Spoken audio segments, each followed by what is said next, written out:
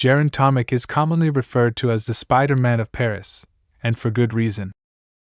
Now 55 years old, Vjeran Tomic made headlines around the world when he broke into the Musée d'Art Moderne in Paris back in 2010.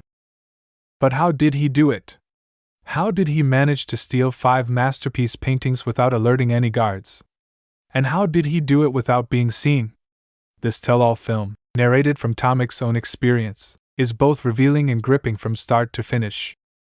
The first 8 minutes or so introduces Tomic and uses a number of reenactments to show his planning and prep for breaking in.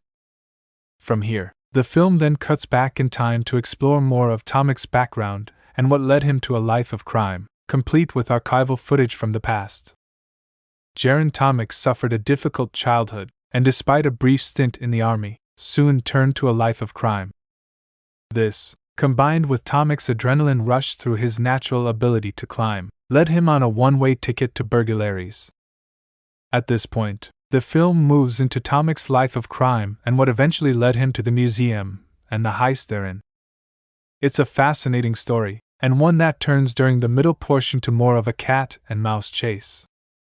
The authorities are unsure where the paintings are, or who has them. Tomic, meanwhile, is caught between a rock and a hard place, thanks in part to the exploits of his buyer, Cortez. As the film progresses, we're briefly introduced to a guy called Jonathan Byrne, while the interviews branch out to include detectives, the director of the museum itself, and even a victim of Tomic's early days of burglary, Veronica.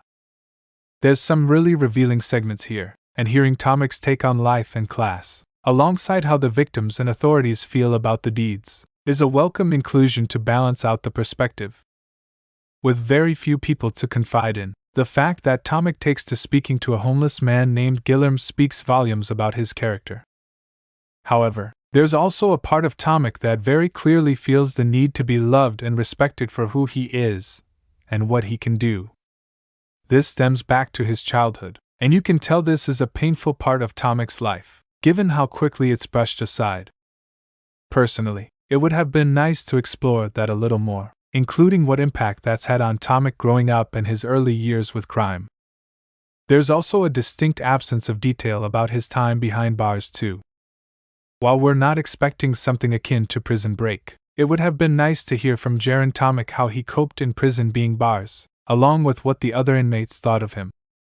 Despite those gripes though, this is a fascinating and revealing documentary, shedding light on a prolific and extraordinary thief. The reenactment scenes are endearing, and hearing firsthand from Tomic about the heist and what ensued after makes for a very authentic watch. This one comes highly recommended.